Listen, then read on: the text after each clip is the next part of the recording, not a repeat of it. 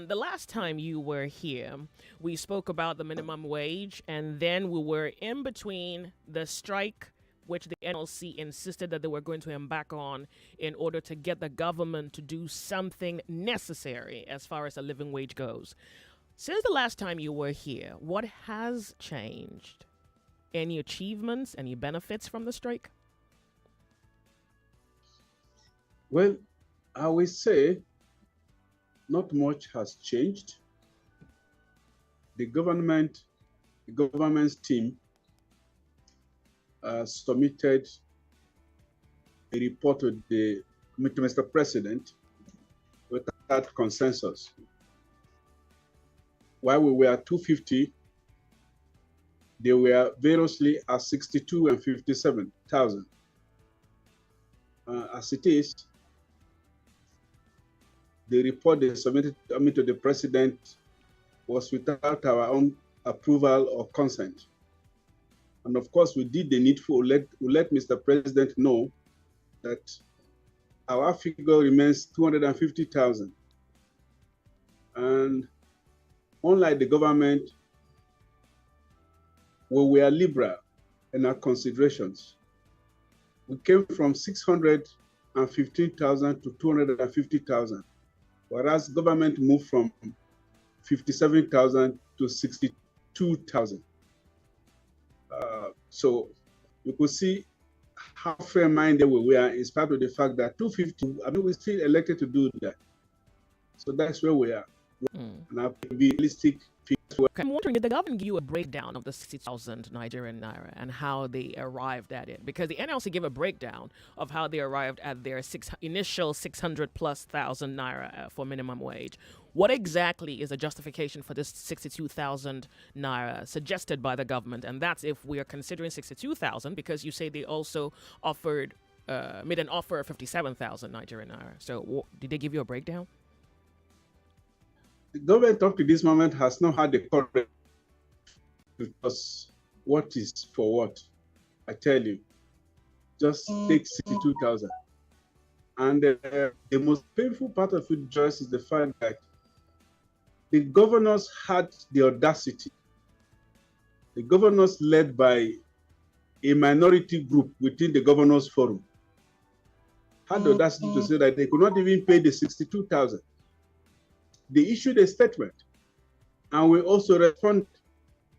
And it goes to tell you that most of the governors, I will not say all the governors, are the problems of our democracy today. And I will tell you why and how. Their greed for power, their inordinate ambition, leads them to acquire the local government councils, the state houses of assembly, the state judiciary, the state electoral commission. The governors are not satisfied. Some of them still want to have the police a police force that they can control. And I've been talking. Then the police, some of them will levy war on this country. So the governors have been, some of the governors, I won't say all of them, because quite a number of them are reasonable, fair-minded, have agreed to pay any minimum wage announced by the government. But quite a number of them are unreasonable, unfair, and blinded by power. They forget that in the next couple of years, there'll be nothing more than silent portraits. All right. So, about a little over a week ago, I was reading one of the dailies, and there was a particular news article that was published, and I'm just going to read the headline. This is by the Punch. It goes: minimum wage. The federal government warns of mass sacking as labor disowns the agreement. Did you hear that? Is that a threat? And how or what is the response of the labor union in regard to something like as that, saying, well, if you reject the offer, we could be laying people off? Joyce, I think that story was posted by the Honorable Minister of Information. And let me say at this point in time that the minister is a fine gentleman. I do not know if he was properly quoted, but in any case, we did respond, and we said that was blackmail. And the reason for saying, that was blackmail remains that nobody is talking about the humongous wages of the political class. Okay? Yeah. How these are paid across the states of the country, irrespective of the economic viability of those states. And let me just explain this, that the salary of councillors are the same across the country. What a councillor earns in Delta State, which is one of the richest states, a councillor earns in Yobe State. That's what a councillor earns in Jigawa State. What a member of the State House of Assembly earns in Benue State is what the same member earns in Lagos State. Okay? Yeah. So nobody is talking about this. And what do they earn? What do these councillors earn? What do the members of the National Assembly earn? Have a video clip here of a member saying, I earn this, I earn this, I earn this, I earn this, whatever. None of these people or the government is not looking at this direction to let us see. You must pardon me because I need to bring something to your attention. Now, the reps said that the NLC and the TUC circulated fake lawmakers' pay. They're saying that the lawmakers' earnings, which the labor union posted on their Twitter feed, is false. I'm very sure you've heard that. Can you correct that impression, or is this a case of a denial in order not to rile the people? Well, have they been able to say what they earn? If what was circulated in the social media is fake, it will be appropriate, it will be incumbent upon them to put the right figures out. Could you please tell them for me? So you're saying that the Labour is insisting that which was posted on their Twitter, now X, their X feed is accurate. The sum of an average of 29.4 million naira earnings monthly. Joyce, I cannot vouch 100% for what circulates in the social media platforms. Okay. At the social media, quite a number of things in the social media may not be too neither accurate. Here nor there. Okay. Yes. But quite a number are also very, very accurate and true. Okay. Now But just as I say, if somebody says you are a thief and you're not a thief, your first response is, I'm not a thief. That is it. I'm not a thief. So if somebody says you earn 29 million and you do not earn 29 million, you should say,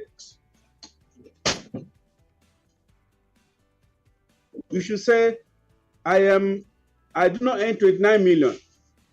This is what I earn. That is the right thing to do, and not to now say that video clip is fake. And then you go silent. No. So basically, you're saying that in the absence of a more accurate figure published to the public as to what the lawmakers earn, Nigerians should hold to heart that they could be earning about 29 million plus in this country monthly. Absolutely. The matter speaks for itself.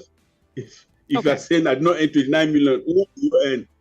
But of course, you remember a couple of years ago, Senator Sheikh Hussaini had come out to say, we earn so much. He used his own example. Okay? And that should be about 6 years or more ago. Yeah. So Okay. I want to ask for the motivation of the NLC. Is the NLC tired? This back and forth. Is the NLC still in this fight? Is the NLC convinced by their persuasion this singular objective to be achieved? Because certainly you're getting a pushback and they're not even meeting you anywhere halfway. So you're asking for 250,000, and those who are interfacing between you and the government is making a case for 57,000 or 62,000. Does this take away from the spirit of the objective? Is the NLC tired, or is the NLC saying that they are revived, that they are in pursuit, and they will not stop until an objective, your objective, is achieved? You see, I want to answer you directly by saying that we are not fatigued. We are not tired. That is our response. However, that we have elected to not be on strike at this moment should not be construed that we've given up. No. And let me take you back a bit. When we are on strike, when the government initiated discussions at a higher level, and we did go for the discussions, and government say, okay, we are going to offer something higher than what we have offered you. And we said, okay, on the basis of this, we decided to pause the strike action. And the government made an offer, which was far below our expectation. And we said no. And as a demonstration of good faith, we made a counter offer of 250. It was at this point that reports were taken to Mr. President. So we are waiting for Mr. President. His decision, what he transmits to the National Assembly, will determine our next move. I think it will be premature at this point in time if we say, oh, let us spill onto the streets. And I say this in view of the fact that we have precedents in which the president transmitted a higher figure than the one that was recommended to him in the past. Okay? So it is possible that President Tinubu could, in view of the honest reality on ground, if there is any phrase like an honest reality, so he could transmit to the National Assembly a figure that is fair and realistic.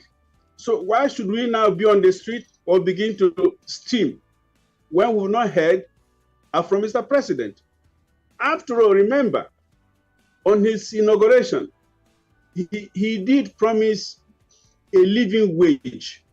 And you know, between me and you, a living wage is superior to a minimum wage.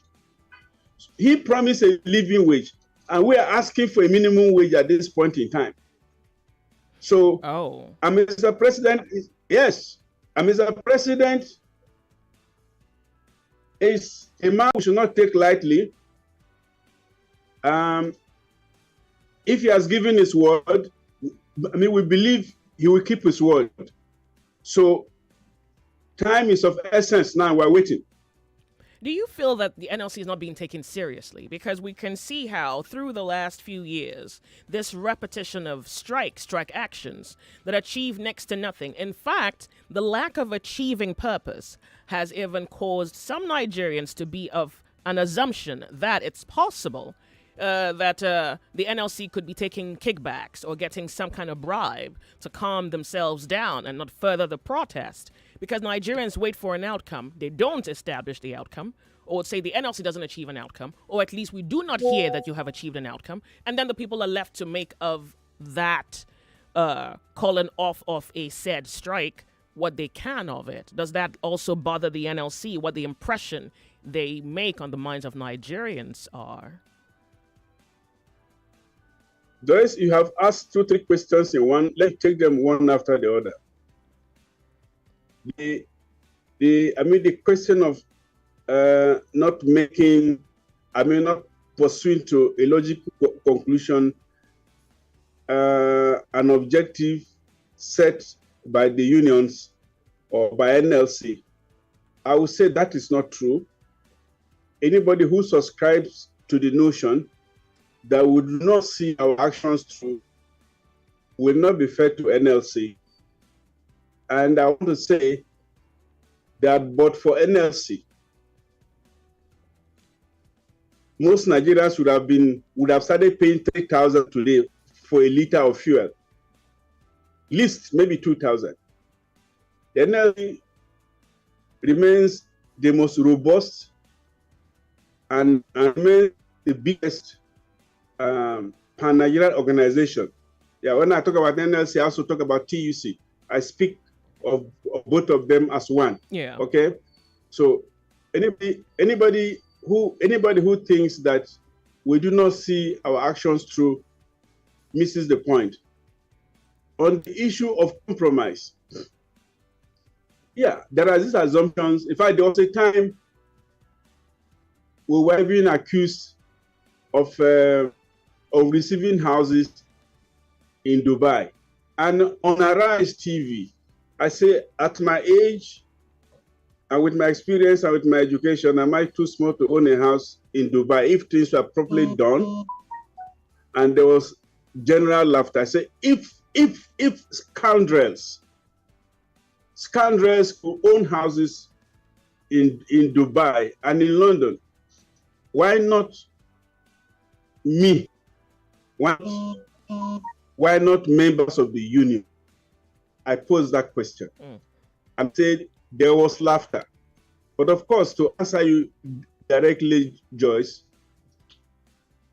no compromise. I tell you this.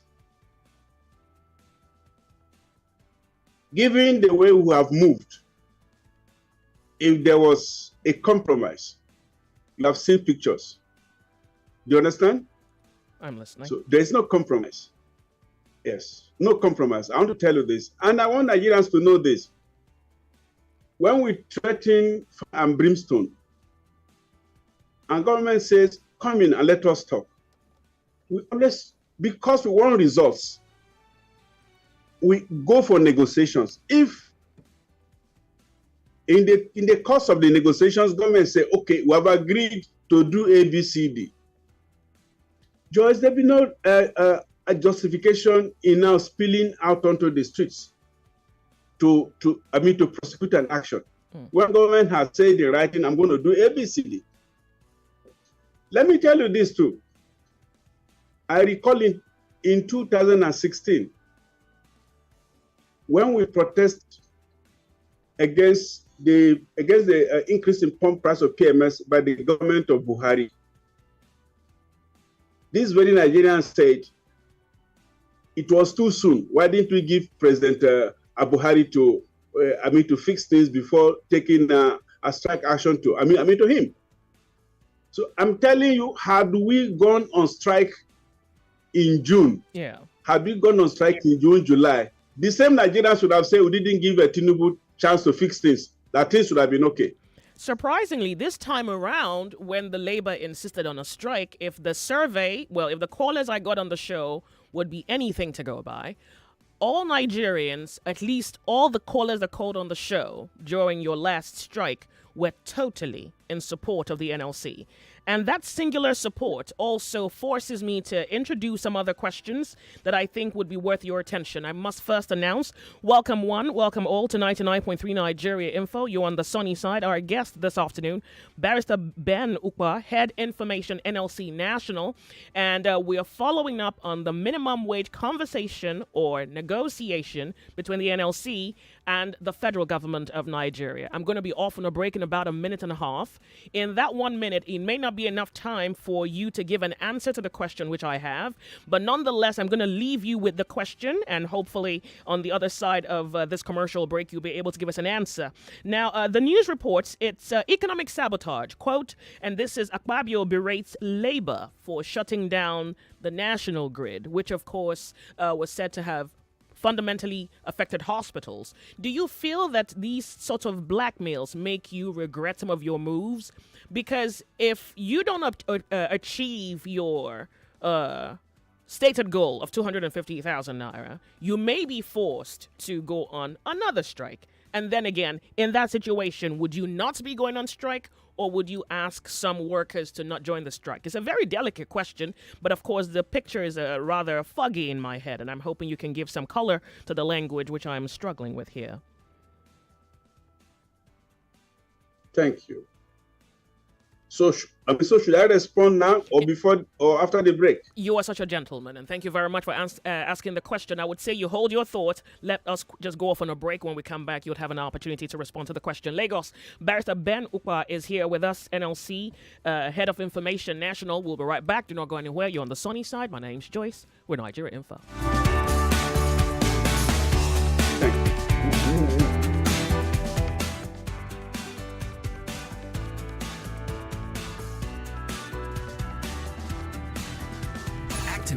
Activate. We are radioactive on 99.3 Nigeria Info. My name is Joyce. You are listening to your number one station for talk. 99.3 Nigeria Info. 99.3 Nigeria Info. Let's talk.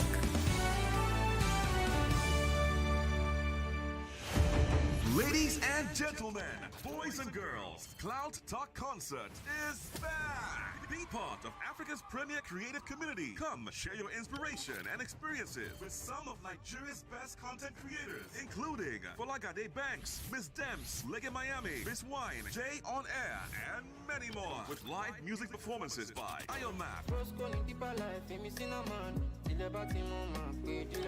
Magic, if not 10 years, he could take. Bayani, Drop my money for me, yo. Pounds and euro, daddy. and many more. Your host, Annie Olua. Cloud Talk Concert will take place on June the 29th, 2024. Time 5 p.m. The venue is Jewel by Ida, Hakeem Dixon Link Road, Lekki, Lagos. Register for free at www.cloudtalkconcert.com. CTC is supported by Teasers and Infinix. Cloud Talk Concert. Talk just got lit. The Advertising Regulatory Council of Nigeria, ARCON, presents the second Advertising Industry Colloquium AIC 2024. The theme of this event is Harnessing Emerging Technologies for Sustainable Advertising Education and Professional Excellence in Nigeria. Special guest of honor, Brigadier General Mohammed Buba Marwa, retired, Chairman, Chief Executive, NDLEA. This theme will be discussed by top-notch advertising practitioners and the Academia Chairman of the occasion, Architect Sonny St. Echono, Executive Secretary, Ted Fond. Keynote speaker, Dr. Bayo Adekambi. Other speakers include Professor Abigail Ndesika Ogwezi, Tunji Adeyinka, Kelechi Nwosu, Yinka Adebayo, John Ugbe, and Engineer Dozie Mbanefo. You wouldn't want to miss it. Date, June 27, 2024. Time, 8 a.m. Venue, Sheba Center, 20 Mobology Bank, Anthony Way, Maryland, Ikeja, Lagos. Chief host, Alhaji Mohammed Idris, Honorable Minister of Information and National Orientation. Announcer, Dr. Olalekan Fadolakbo, Director General, ARCON. For participation and inquiries, please call Susan on 0806 059 1965 or Wale on 0803 402 4895. Be there. Are you ready to elevate your stay in Lagos to the next level? Introducing VCP Hotel VI in the vibrant hearts of the city. Experience hospitality, dining, and views of Victoria Crown Plaza Hotel, located at 292B at Jose Adeogun Street, Victoria Island, Lagos. Book your stay today and indulge this experience. Victoria Crown Plaza Hotel, a destination. Elevate your stay in Lagos to the next level. Experience VCP Hotel VI. For booking and reservation, visit our website www.vcphotels.com or call 0903-818-9144. Follow us on Instagram and all social media platforms at VCP Hotels. Victoria Crown Plaza Hotel. Elevate your stay in Lagos to the next level. Located at 292B at Jose Adeogun Street, Victoria Island, Lagos. 99.3 Nigeria Info. Your number one station for talk. Let's talk.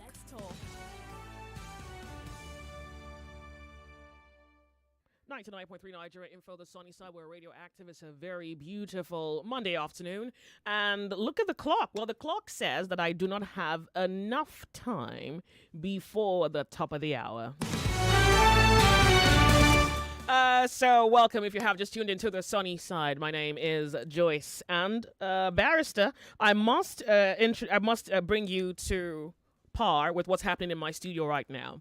I have about a minute before the top of the hour. At the top of the hour is the news update, and I wouldn't want to rush your speaking when you start speaking. So I'd ask for your consideration that you wait for me, please. We go off on a break to bring the news update, and then I come right back to you. Pleasure. I have found you particularly considerate. Thank you very much. Lagos, we are going to go off on a break. We'll be right back to bring, after we bring to you the news update. When that's done, on the other side of the hour, we're following through on the update with what's happening with Nigeria, the NLC, the federal government, and the minimum wage as the ball being kicked back and forth. My name's Joyce. Welcome to 99.3 Nigeria Info if you have just tuned in. By the way, you're on the sunny side. We'll be right back, and the conversation continues on the other side of the hour.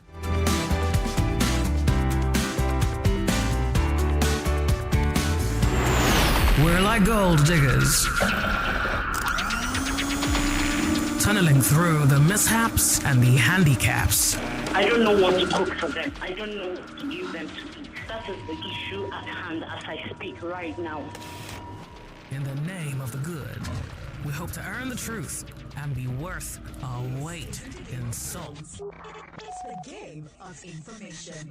The German foreign minister went to Beijing to reaffirm that Europe would not let China invade Taiwan. And more information. Government can't keep taking the fall for your own mess, for your own mistakes. And more information. It's Wonderland Bridge before. Where are there potholes now? You want to play? Political way to destroy. Let me tell you. It's game on. Let the games begin. On 99.3 Nigeria Info. It's 1 o'clock. The news update On 99.3 Nigeria Info.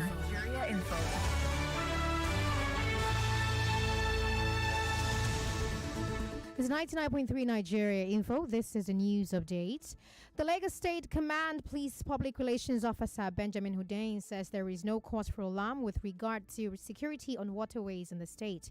He says improving security on waterways would require provision of additional gunboats, regular refueling of the gunboats, and other resources to make things go well. The Lagos Command spokesperson Ukpa, while reacting to the kidnap of the Fawani brothers in Lagos, says he's not aware that any ransom was paid to secure the release. He was speaking on Nigeria Info's Morning Crossfire. The Nigeria Union of Journalists says it will no longer condone arbitrary arrest and detention of journalists in their line of duties by security personnel. And this is part of resolutions of the union's National Executive Committee meeting held in Ibadan over the weekend. The union, in a communique, urged that such actions by security personnel should be stopped forthwith. The meeting, presided over by the NUJ president, Comrade Chris Isiguzo, also cautioned politicians to refrain from attacking journalists on essential duties during the upcoming governorship elections in Ondo State and Edo State. Ogun State government says 25 confirmed suspected cases of cholera have been recorded in the state, with 9 confirmed and 1 death. The Commissioner for Health in the state, Tomi Koka, made this known during a press conference held in Abeokuta. She said the cases were recorded in 7 local government areas. The commissioner added that 8 out of the 9 confirmed cases have travel history to Lagos, and 6 of them reported to have taken tiger nuts while in Lagos. He appealed to people to create awareness among their families and wash their hands and fruits before they eat it.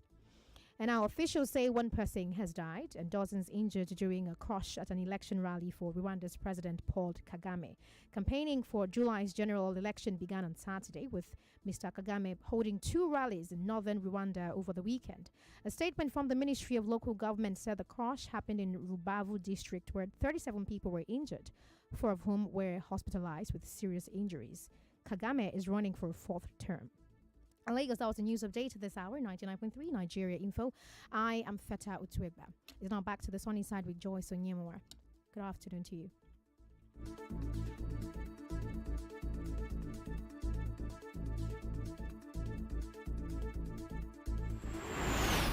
like gold diggers, tunneling through the mishaps and the handicaps. I don't know what to cook for them. I don't know what to give them to eat. That is the issue at hand as I speak right now. In the name of the good, we hope to earn the truth and be worth our weight in salt. Every night, every land and there, we hear 1 million boys, 2 million boys, 3 million boys. It's common people wouldn't have no money. They're supposed to plan it where people can follow you. Everybody can follow you, both the rich and those poor. The Sunny Side with Joyce. The Sunny Side with Joyce. Weekdays 12 to 3 p.m. on 99.3 Nigeria Info. Let's talk.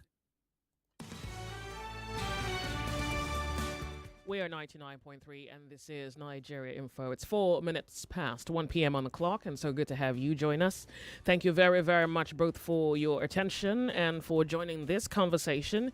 And we are following through on the update between a moving situation between the Nigeria Labour Congress, the TUC, the Nigerian public, and the federal government. Is a conversation around minimum wage and living wage, even though someone is asking that we give him some definition to living wage and minimum wage. I just think we need to press on. Before the commercial break, I was asking my guest, Barrister Benson Ukpa, Head Information, NLC National, on what he thought or what his response would be to the accusation by the Senate President, Godswill Akpabio, who says it's economic sabotage. So, sir, I left you with that question before the break, and I'd love for you to pick it up where we left off. Thank you very much, Joyce, for asking me this question. It's true, we read in the papers that the Senate President, Chief Godswill Akpabio, accused the organized labor of committing a treasonable felony act by way of knocking off electricity. I would want to take this question sequentially. First, it is within the right of every worker to withdraw their services when the need arises. If you look at the corpus of labor laws, the entire body, there are provisions for protests, picketing, strikes, and also lockups on the side of employers. So these rights are available to not only employees, they're also available to employers when the need arises. Yeah. So now,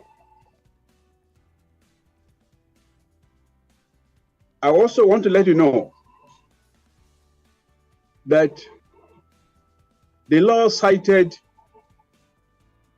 by Senator Akpabio and incidentally by the Secretary of the Government of the Federation, that law is in violation of the constitutional provision that states in earlier that no Nigerian should be discriminated against on the basis or the circumstances of their birth or the work they do. So when you craft, when the ruling class goes to craft a law that takes away the rights of a select group of workers, even when injustice is meted to this group of workers, that they should not do anything, I think that will run against the fundamental rights of those workers. So you think that the statement in itself was a form of intimidation? Intimidation, blackmail. In fact, I'm not yet done. I'm going to take this. I'm going to, and then we have precedents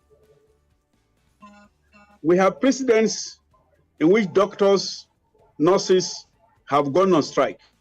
They are also presumed to be in the so-called essentials, services. Yeah. Yet they are not essentially treated.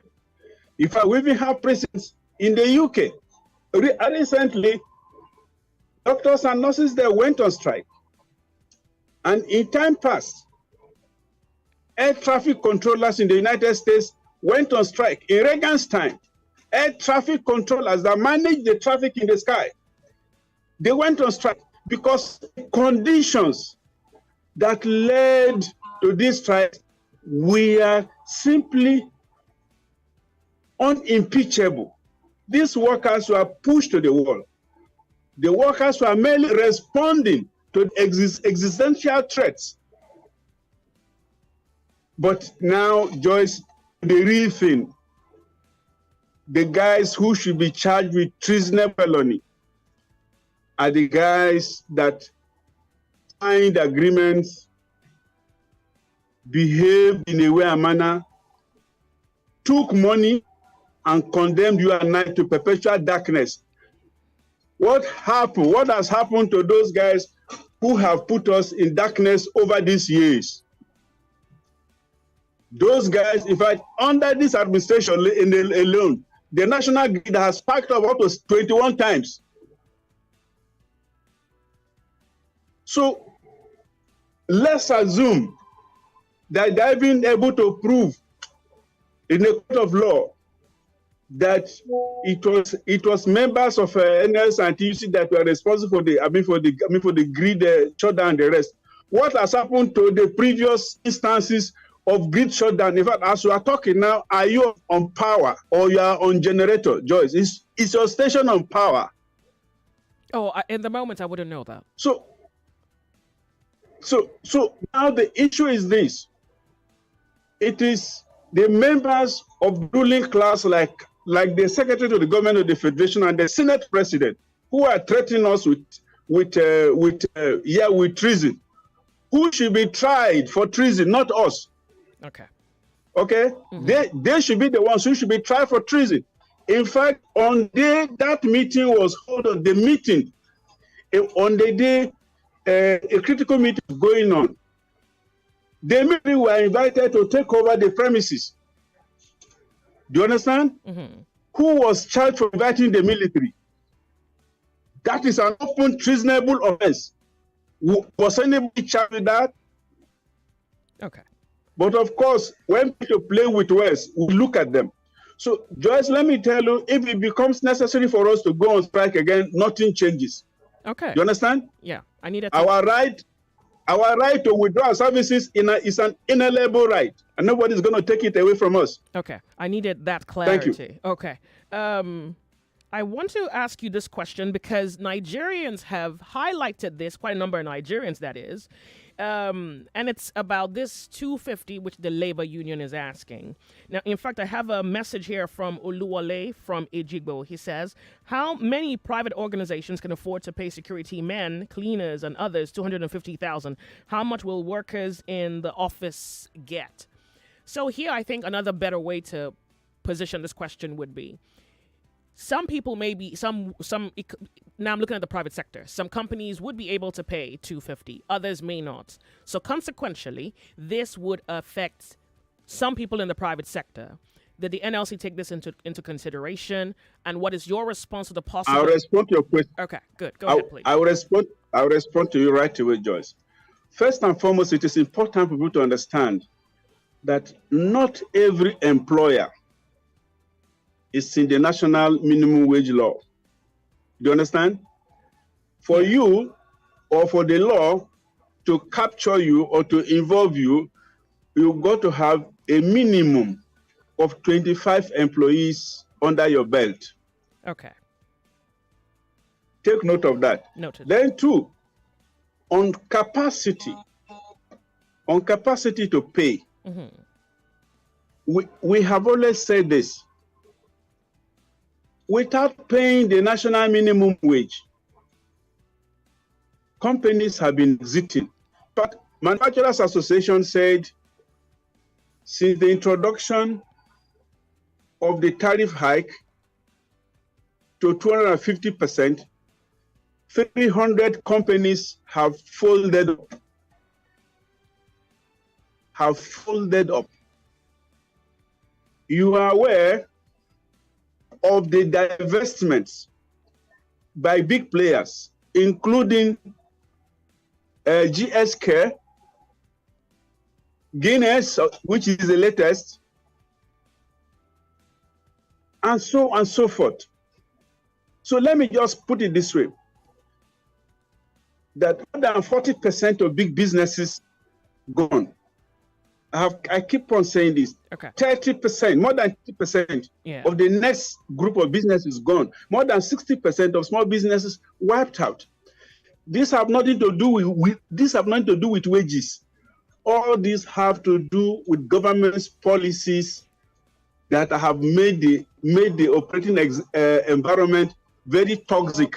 Okay. So the moment the right decisions are taken, just let me tell you, the moment government takes the right decisions, the issue of capacity to pay will not be there. And take note too. Yeah. Manufacturers Association say their warehouses have been spilling over with unsold goods. That is because there is a major capacity deficit, national capacity deficit. People are unable to pay. People are unable to buy. People are unable to patronize. So we've got to treat the problems, not their symptoms. All right. So this is part of I take you back, Joyce. In 1981, when the national minimum wage was 120 naira or 125 naira, which was equivalent of $188,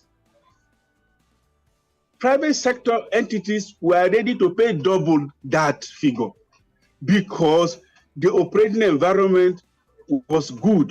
The economy was booming.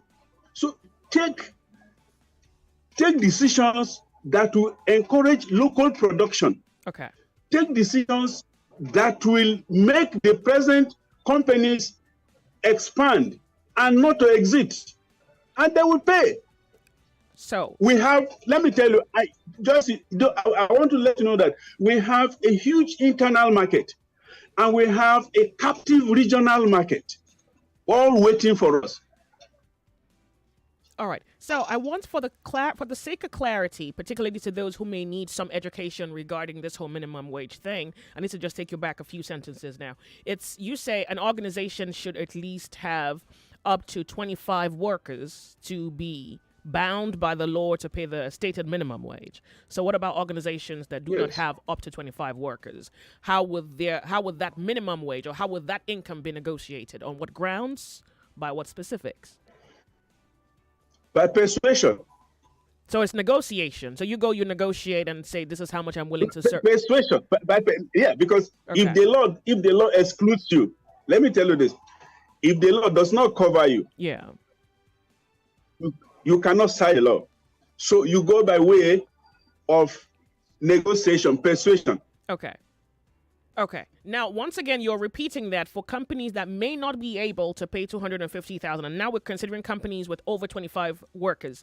Companies that are not able to pay $250,000, which is what you're asking the government to validate by law, would then be probably forced to reduce manpower. Is that a consideration in an economy that's already struggling with, say, job availability, underemployment?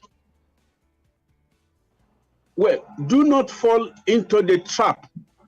Joyce, I'll advise that you do not fall into the trap of those who seek to treat the symptoms instead of the disease, the sickness. Okay? I have just going to explain to you elaborately that even without these wages, things have been going horribly wrong, and that we should treat what has led us to the spot that we are today. Okay. So now let me tell you. Okay. Now let me tell you something. Without the payment of the new minimum wage. You have seen the trajectory. You have seen the way things have been going. Okay? Companies exiting Nigeria. Companies complaining about unsold. So treat the problems, treat the reasons of the problems that created a situation of unsold, a situation of big players divesting. Treat those problems. Once you treat them, the population thing is fixed, nearly fixed. We are over 200 million. Okay, over 200 million. And take a look at the West African sub-region. Take a look at Africa, and then take a look at other opportunities of export. So all we're saying is that government should take decisions that positively affect the business environment. And we did say so in our MOU with the government on the 2nd of October, 2023. We said, intervene on the side of business, big business, small business, okay? Do something. And a government signed that MOU. That came by way of precedents. And I'm going to repeat this here. By the time Obama came in 2008, 2009, the US economy was in recession. But Obama struck on this golden idea of giving money to big businesses, General Electric, General Motors, and so on, so Chrysler and Co., and raising wages. By so doing, he cranked the economy. He cranked, in fact, the guy created capacity either way. Capacity for big business, capacity for those who will now patronize these businesses. So now, as it is, Joyce, Nigerians don't have the requisite capacity without minimum. We don't even have that capacity to buy things. To tell you that the business environment understands you. Okay. When you go to the supermarket now to buy milk, let me give you the example of milk. Where do you find milk? Do you find milk in tin anymore? No, you find milk in sachets. They put a few grains or granules of powder and pump the thing with air because they know you do not have capacity to buy milk in tin, which was a tradition. So increasingly, the quality of our life is being reduced to something smaller than a matchbox. And some fellows are the ones responsible for this. We should go after these fellows. We should tell them to do the right thing, okay? And not begin to molest labor. All right. So, sir, I need to ask you this question. It's come up a number of times on the show. Some callers on Nigeria Info have said that labor should not be pushing for minimum wage. Instead, labor should be getting the government or holding the government accountable to institute amenities to ensure that hospitals are working, education is working, that there are jobs or job access to a favorable environment to create jobs. In the event that the government is not expressly creating jobs, they create an environment where entrepreneurship can thrive, and of course, consequently, job creations jobs can be created. I want you to give some simplicity to what appears to be a very complex way of reasoning on this particular subject. Labor is fighting for workers. Some think it's your jurisdiction to also hold the government accountable to make sure that there is an economic argument that you also pose to them, which is, we don't want you to increase salary. And this is just for example. Rather than increase salaries, let the roads work, let education work, let there be electricity. You know, they want you, Nigerians are asking you to hold the government to an economic standard as against a wage standard. So how would you answer that question? And I'd love for you to answer it because I would love for the listening public to understand your judgments, your thinking, and your motive. Just let me say that the holy books, both the Holy Bible and the Holy Quran, say that the laborer deserves their wages. When you work and you are not appropriately paid, your status is that of a slave. We have since moved. I have just lost him. 99.3 Nigeria Info, the sunny side. Well, I'm hoping you haven't just tuned in. We have been speaking with Barrister Ben Ukpa, his head information, NLC National. We're following through on the update of the minimum wage conversation, which is outplaying between the unions and the federal government of Nigeria. In case you missed it, you can catch this particular interview on our website. It's on YouTube and on Facebook. If you have any questions, I'll appreciate you send them in the next few minutes because we'll be rounding off in no time. We're a minute away from a commercial break. You're listening to 99.3 Nigeria Info. My name's Joyce. You're on the sunny side. And while I'm trying to establish connection. Back. Oh, sir, you are? Okay. I'm back. So I'm going to ask, please, yes. for... pardon me. I'm going to ask that you please just give me a short moment. Actually, just 1 minute. I'm off on a very short break, and I'll come right back to you if that's okay.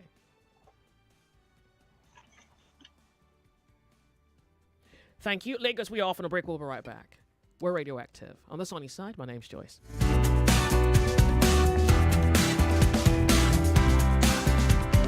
Activate. We are radioactive on 99.3 Nigeria Info. My name is Joyce.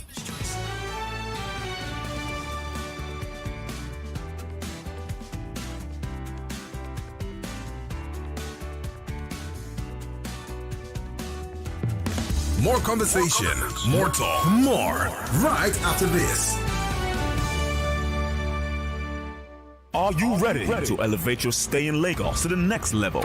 Introducing VCP Hotel VI in the vibrant hearts of the city. Experience hospitality, dining, and views of Victoria Crown Plaza Hotel, located at 292B Ajose Adeogun Street, Victoria Island, Lagos. Book your stay today and indulge this experience. Victoria Crown Plaza Hotel, a destination. Elevate your stay in Lagos to the next level. Experience VCP Hotel VI. For booking and reservation, visit our website www.vcphotels.com or call 0903-818-9144. Follow us on Instagram and all social media platforms at VCP Hotels. Victoria Crown Plaza Hotel. Elevate your stay in Lagos to the next level. Located at 292B Ajose Adeogun Street, Victoria Island, Lagos.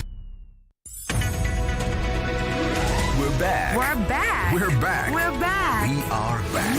We're back on 99.3 Nigeria Info.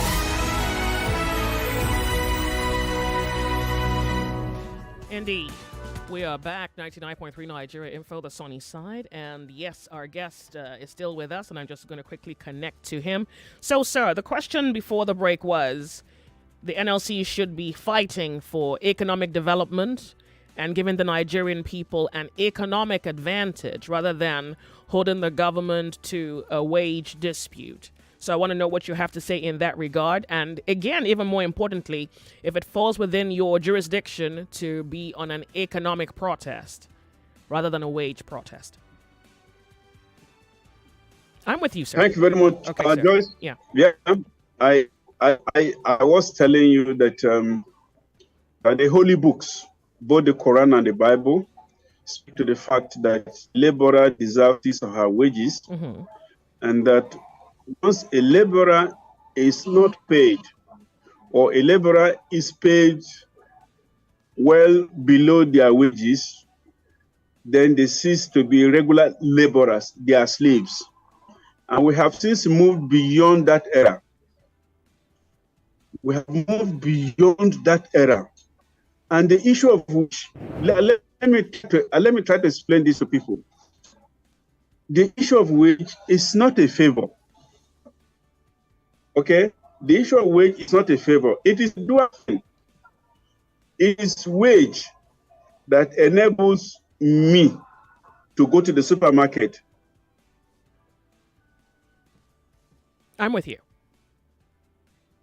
Wage that enables to do what you are doing. So it is a cyclical thing. So wage is a favor. Wage is not a favor. Is that what you mean instead? Wage is not a favor. Yes, it is not a favor. Yeah. It's not a favor. Yes, because let me tell you, the economies of most states in Nigeria are wage-driven. Even in advanced countries, okay, the moment wages stop, capacity begins to drop, okay? And for how long? Before you know it, you have a total down. All right, so what would you say about the economic? Okay. So I'm coming. Now, I'm going to from my MOU of 2nd of October, because I want to go directly to this issue of economic whatever, because from time to time, NS usually has an economic blueprint, alternate development blueprint, which it shares with government. But I want to go specifically to what I have here on paper before me. Item 3 on the MOU says, federal government should suspend collection of value-added tax on diesel for 6 months from October 2023. That is to enable manufacturers and enable those who rely on diesel to power their systems. Item 4 on this MOU says, federal government accepts to vote 100 billion for the provision of high-capacity CNG buses for mass transit in Nigeria. Provisions are also being made for initial 55,000 CNG conversion kits to kickstart an auto-gas conversion program. While was going on state-of-the-art CNG stations nationwide. We insisted on this because we felt CNG would be a viable alternative to PMS, because the hike in PMS led to the cost across the board by 500% on all items, from transport to housing to utility bills. All of these things went up because of the price of PMS. And we felt if we now found an alternative to PMS, CNG is at least nearly 100% cheaper than PMS. We felt if we're able to find an alternative to PMS, it will also bring down the prices of foods, costs of running schools, costs of everything. Then item 5, we said the federal government should implement various tax incentive measures for the private sector and general public. We also said the government should increase its initiative on subsidized distribution of fertilizers to farmers across the country. Item 11 on the MOU says the federal government should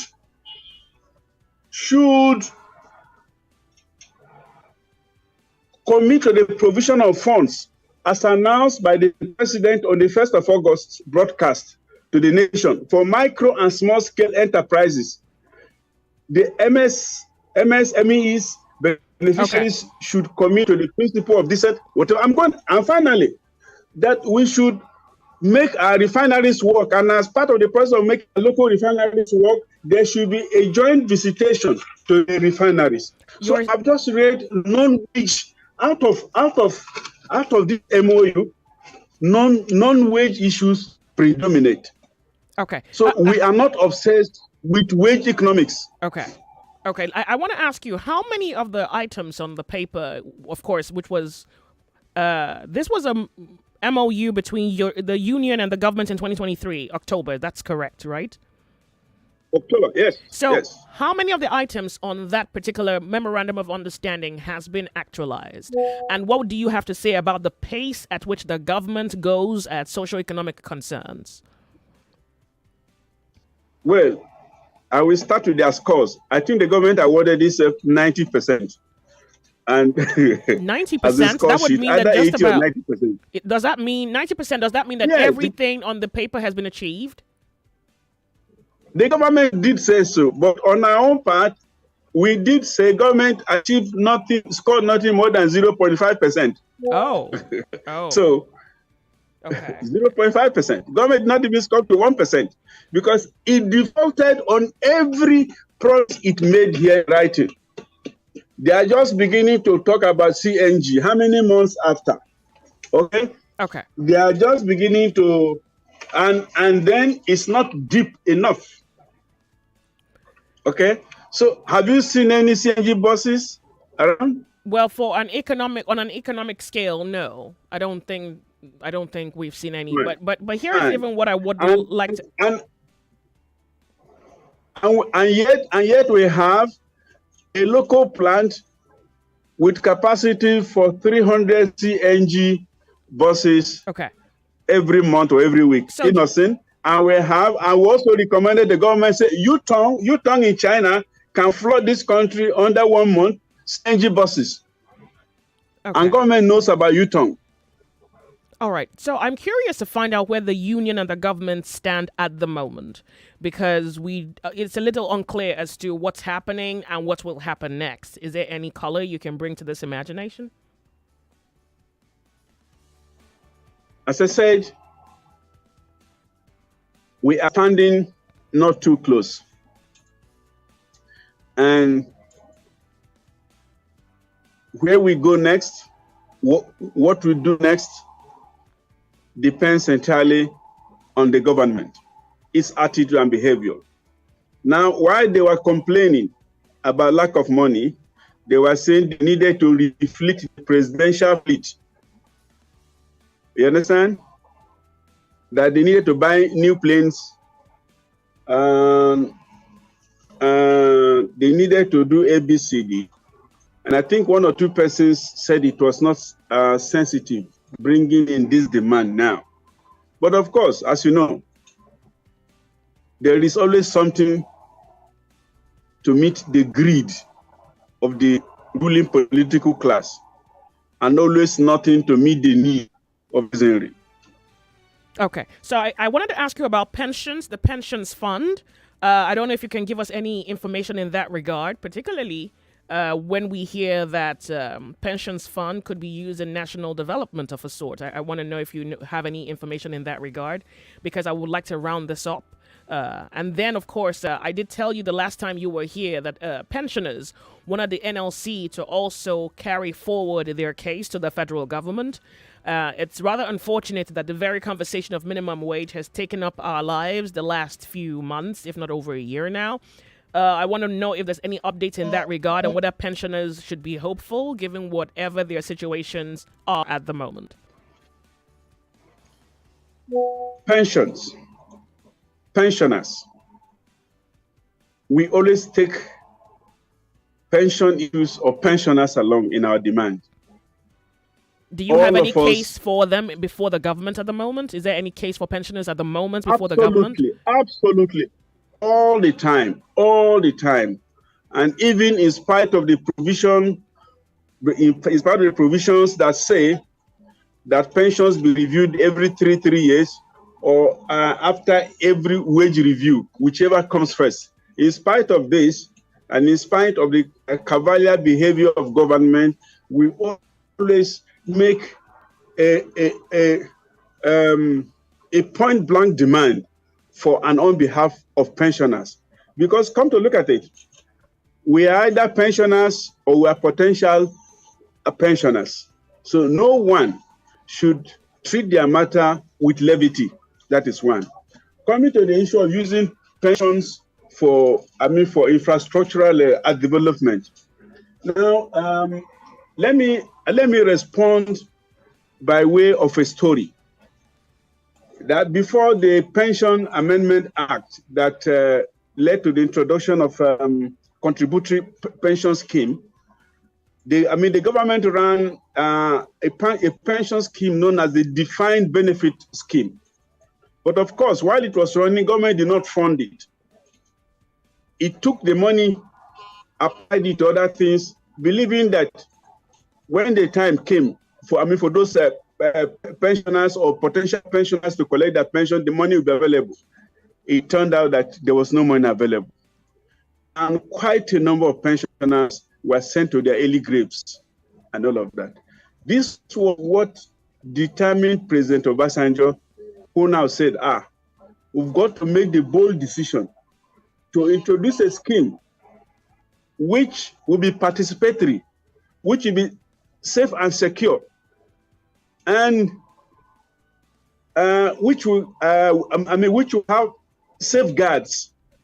So you have a 3-tier pension scheme at the Commission, which is a regulatory authority, PENCOM, and pension fund custodians that will house what is collected.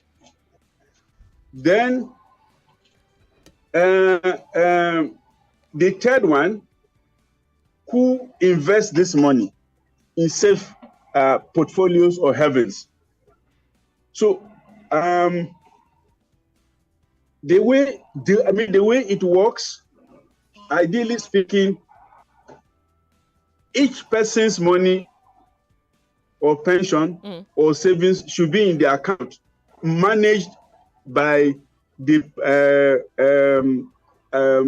pension fund administrator, okay, who now put this money together and invest it. But let me go straight to answer the question.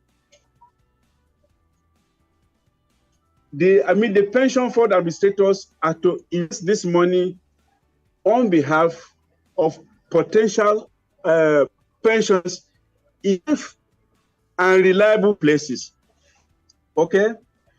Not sharp places, because you can't come back and tell them tomorrow when they need their money, say, we invested in this and the thing failed. There should be no fail. So in light of all of this, for government now to come after this money, because the money is big, huge. You know, anywhere there is big money, government begins to sniff around. So to come for this money, I do not understand. Okay. So, yes, I do not understand. And is there an objection? Is there an official objection from the labor union? Is there one, rather than this one of passive attitude to suggest, well, we don't understand? Well, to not understand is not enough, because it may not prevent the government from using up the money.